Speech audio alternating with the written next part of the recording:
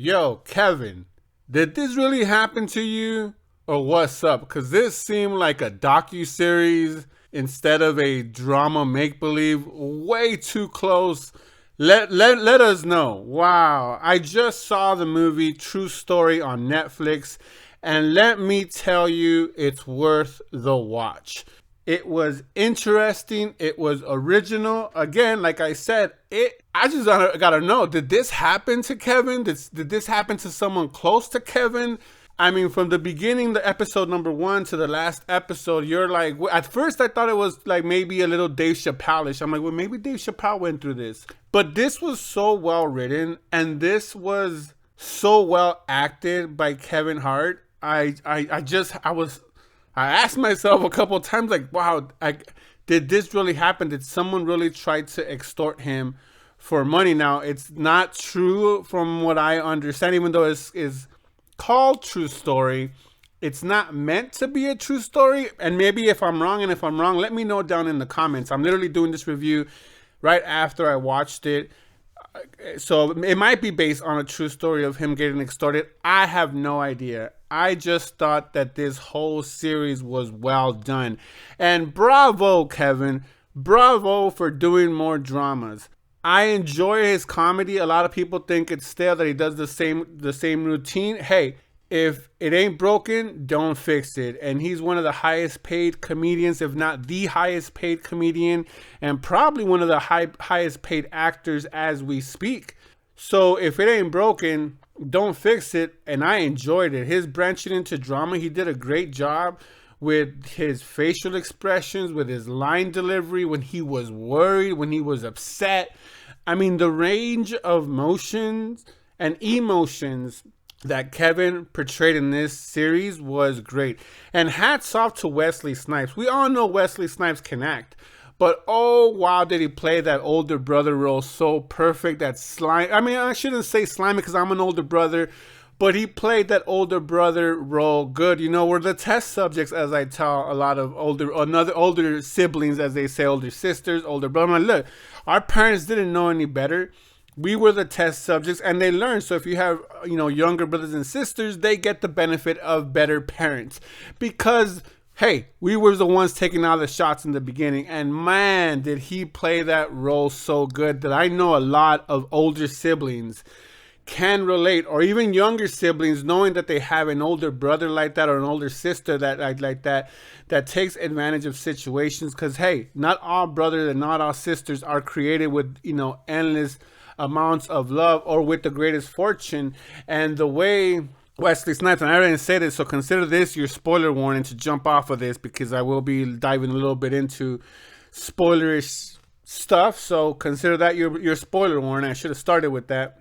But wow, when your younger brother or someone in your family, I mean, we see that a lot with NFL players when they blow up or they get that contract, a lot with basketball players, or just someone that falls into a lot of money. It could be not even celebrities. It could be like lottery winners, when all of a sudden you make money, you make bread, all of a sudden, guess what? All these family members come out the woodwork. All these people come, I know you, hey, remember me from so-and-so? Hey, cuz, hey, bro, just to kind of grab that piece of the pie. Now, in this instance, I'm going to give you a rundown real quick about the plot, but go on and check it out. I do horrible plot, a retelling of a plot. I'm horrible at it, but it's basically following the life of a Philadelphia comedian that is blowing up, that is in movies, and everything's just popping. Everything's going great in his life. He is going through a divorce, but him and his ex-wife have the greatest relationship that I think 75% of Americans would love to even have an inkling of that kind of relationship with their ex. But that was probably the most far-fetched thing. But hey, if I had all this money and they're living a lifestyle and I'm living a lifestyle, I'm assuming that the things will be more applicable. But so he's dealing with some divorce, so it's not all perfect. He's in Philly to do some shows. He's on like a comedic, tour and promotion with movies coming out. He's having just the greatest year. Just his career is on a trajectory to skyrocket. So he ends up hanging around with his brother, and we get introduced real quick that his brother's not the greatest person, doesn't have the greatest moral compass, if you will. And it all starts with this club. They go to a club. There's dancers, there's drinking, and all this type, good stuff. And Kevin ends up getting too drunk, and he ends up sleeping with a girl there. The next morning he wakes up, and guess what? The girl's dead. And guess who else is there? Guess who wakes him up? Now, I saw this in the beginning, but this is the brilliancy of this show, is that you get introduced early on. The person that wakes up Kevin is Wesley Snipes' character. And you're like, well, why would he just jump in the room like that? Why would he wake him up? He's in his own room getting on with his, beautiful woman.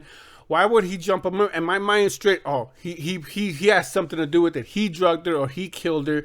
That's where my mind went. But then as the story went along, you buy it. You buy into it that, man, maybe Kevin, he did do it because the guy came in, Ari came in and chopped him up, which is came in and chopped up the girl supposedly and whatnot. So then all this after they, Wesley Snipes and Ari has disposed of the body, or so we're told, Kevin gets tired of people taking advantage of him. He started from nothing and he made himself a name, and then all of a sudden this guy's trying to extort him for $6 million. The guy says $500,000 every month on the first for a whole year and 6 months. And then his brother kind of watered that seed, saying, "Hey, look, these guys don't just come for something; they end up wanting more."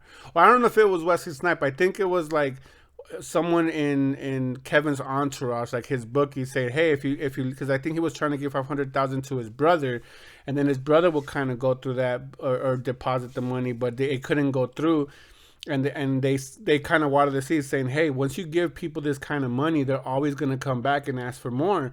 Kind of like you're opening up the wells. And sure enough, so he kind of gets in his own head and he strangles Ari and he kills him. That leads into the actual criminal events, because we find out in the last episode that it was not the last episode. I forget if it was 6 episodes or 8 episodes, but it's the second to last episode. We find out when he finds out that the girl that supposedly died while they were having fun in episode 1, Wesley Snipes was in on it. They were trying to extort money from him, and Kevin finds out. So it leads to this, and there's murders, and one of his fans gets, killed. His ultimate fan gets killed, which leads to like all this snowballing effect. And you're like, man, you fall for it that his brother just comes up with bad luck. And they even make a point in the show to point that out, like saying, hey, this cat just has bad luck. Wesley Snipes' character just has bad luck. And the show I'm pretty sure that in the writer's room, or maybe even in the production, they said, yeah, this guy is too fantastical. Like, no one has this bad luck. Let's point it out so we don't lose the fans. And it kind of sets you back a little bit. You're like, oh yeah, he does have bad luck. And you realize at the end that it's Wesley Snipes, is his own doing. He just meddles too much. He thinks he's smarter than anybody else, but yet he's always a step behind. But so it all escalates towards the end. Like I mentioned earlier, Wesley Snipes had a good cop out, or a good way out, with the super fan of Kevin's. The super fan follows them when they kill Ari, right? So, Kevin tells Wesley Snipes to, like, hey, you got to help me, dump this body. So he does. And the super fan follows him, and he has his videotape. And that's how he gets involved in this whole thing. And so Wesley Snipes, he finds out where he's staying at and uses him as the way out, because Ari has brothers in the mafia, or like some kind of gang. And they want to know what happened to his brothers. And then they find out that he's dead. So then they Wesley Snipes says, hey, I'm going to take the heat off of me and my brother, and I'm going to put it on this kid. So they fuck this kid up and they kill him. And this kid is like a little bit, messed up in the head, but he has a really, like, he's a super fan. Like, he had a chance to like rat him out, but he goes, no, I killed your brother. He was a little bitch, and they kill him and stuff. So he kind of dies with the secret of that. But eventually they find out anyway. So let me just hurry up to the end. So now they find out that Wesley Snipes and Kevin Hart know the super fan that they killed. So they know that they were lying. So they start looking for Kevin. Now, Kevin and Wesley. So in the second to last episode, like I said, they drink, and then Kevin takes his brother to his apartment, and he lies down. But then he leaves his phone unlocked. Cardinal sin, right? You have to lock your phone so that doesn't happen. So he gets into his Wesley Snipes phone and he sees this message. He makes a joke like, "Oh, you know what? You owe money to everyone." Then he finds out that the girl was actually in on the extortion. So you're like stuck like saying, "What the fuck is Kevin gonna do?" So in the last episode, you see Kevin's face just stoic. He's not fucking around. He's just like, "Oh, we're gonna go to a Philly game," and this is where the movie loses me. Now the whole point of not the whole point, the whole run of the series, I was like, there is no way that anyone could have gotten away with this. The murder of the girl, the disposal of her body, the murder of Ari, the disposal, because they did it sloppily. They just dumped him in a dumpster, and that's cardinal sin number one. You either put some cement. I'm not even gonna say that, but anyways, you it's like you don't do shit like that. And my whole time is like, man, there's just way too many fucking cameras. Uncle Sam, Big Brother would have had to have seen something. But anyway, so we get to the last episode and they're in a Philly game, watching the 76ers play. And he tells them like, "Hey, I know what you were doing. You're dead to me. You're no longer my brother." And he like starts leaving with his bodyguard, Kevin with his bodyguard. And Wesley Snipes falls out. And of course, we all know that the brothers of Ari, the mobster or the hitman, that were there, they were gonna meet up with Kevin because they had like a lead, like, "Hey, we know where Kevin's at, we know where Wesley's at," and they meet up at the 76ers and they just have a shootout. Like, that's probably the most fantastical thing about this whole thing is that, yeah, you're gonna have a shootout at a 76ers game. I know Philly has a bad reputation, but it ain't that bad. Where some mobsters that have money, that have a club, that have their own things to lose, that they wouldn't wait to catch Wesley Snipes and Kevin, Hart slipping and done it the right way, slit their throat. So I think that the show, the producers and the writers and Kevin didn't know how to wrap it up. Like, we can't keep this story going. We have to fucking close it.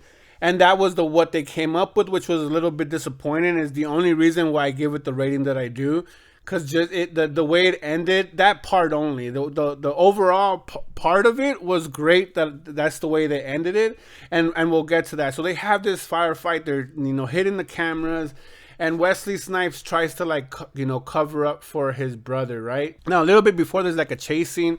Kevin Hart's bodyguard, takes out a gun and shoots at these two brothers, but they shoot him in the shoulder and he drops his gun. So Kevin goes and grabs this gun. It's going to be important. So hold on. God, this is probably the most breakdown I've ever done of a fucking plot. So anyway, so they're doing this shootout and the mobsters are shooting the cameras as they're chasing Wesley because they don't want to be identified, which is stupid because everything's recorded. Like, you could shoot the cameras, but there's still going to be footage of you running to, then shooting the camera. So it was stupid. That part, again, why I gave it the rating that I did. So anyway, so Wesley Snipes, they run into a dead end, and Wesley Snipes like, "Hey, my brother didn't have nothing. Kevin had nothing to do with it. It was on me." And this twist right here, boy, I did not see it coming. I dropped my popcorn when I saw that. I was like, what the fuck? And I shouldn't have cussed. That probably gets me like, Anyways, so I dropped my popcorn because Kevin shoots both of them like a marksman, shoots them right in the freaking forehead, both of them, just blah blah, and you're like, what the fuck? And then Wesley Snipes' character is like looks at fucking at Kevin like surprised, like, you just killed this dude without even a second of a hesitation.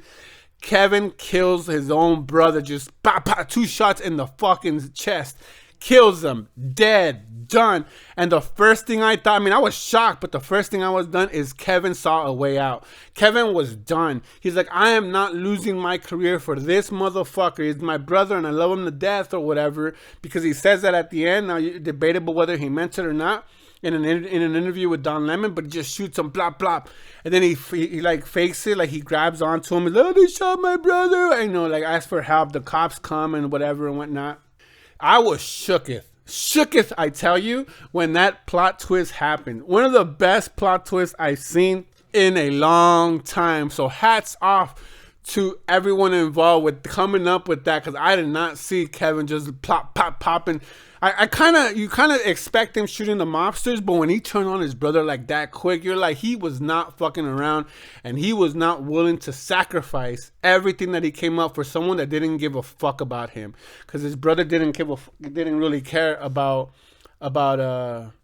Kevin. And even in there, he said, I told, because Kevin, Wesley Snipes' character says, why'd you tell me that you loved me if you already knew? And he's like, you know what? Because I did love you at one time, but now you're dead to me. Then he comes, after that, he comes clean to his bodyguard that got shot in the shoulder, and like his publicist or his manager, he comes clean to him. And it's funny because the bodyguard goes, well, how much did they want? $6 million. He goes, well, you know what? If I'm going to protect you from here on out, you're going to pay me $6 million. And he goes, done. So I thought that was like kind of a weird thing to do, but I get it. He always had his back, and if he would have just came to him in the beginning, they probably would have fixed it. Whether you think it's moral or immoral, because they were willing to hide a dead woman at the end of the day, even though we find out that she wasn't. And mind you, on a tidbit, the mobsters kill that girl because she is at Wesley. So Wesley is just a bad luck magnet in this movie. So anyways, he comes clean to them. They kind of just are, all three of them are going to die eventually, I guess, with this secret. Kevin does a interview with Don Lemon, and that's that. He's going to get away with it. He's going to go on and be a successful comedian, actor, superstar. And hats off to Chris Hemsworth for all of his, not even 1 minute of his appearance. I was waiting for him to pop up, but he never popped up again after that first, I think it was episode 2 where he pops up. And that's it. So hats off to him for the small little cameo. I was expecting The Rock to come up at any point, but I don't know. Maybe The Rock was busy doing something else. So that's it. That's the plot of the movie. I enjoyed it. The soundtrack was dope. It started off with some Tupac and stuff like that. I was like, oh. So it kind of had, if you remember Ballers, which, I just mentioned The Rock. Ballers, kind of that way of doing a miniseries with the dope music, kind of that hip urban kind of a feel to it. If that makes sense, it's definitely shot in that same way. But the soundtrack was dope. The acting was dope by everyone, by Kevin, by Wesley, by the supporting cast, the supporting actors, the supporting actresses, the extra. My hat's off. This is one of the best series I have seen, and I give this series an A-, just because, and I'm not gonna go into why I'm giving it an A-. I already mentioned a few things like that, just that were too fantastical, that and a lot of loose ends that the movie doesn't resolve throughout this whole thing, and kind of just leaves it, but it doesn't need to. The story that it was trying to tell is how was Kevin, or the character as the kid, was going to come out of this, and we find out. So I hope you enjoyed my rundown of this plot. Wasn't expecting to do a whole rundown like that, but wow, go out and check this fucking miniseries out. It's on Netflix now. It was trending number 2 as of today. It's trending number 2 still in the movies, I think, part of it, or the series TV's part of Netflix and stuff like that, but it's like down in number 4. Once you log in, you'll see it, the top 10. It's number 4 today. So it's slipping a little bit, but it's been out for a while. It's been out for like, I think 2 weeks, so it's holding strong, and I enjoyed it, and I think you guys will too.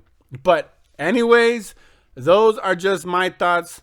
I would love to hear your thoughts down in the comments, and like always, that's a wrap. But before, Kevin, I need to know, did this happen to you, bro? Did this happen to you? But anyways, that's a wrap.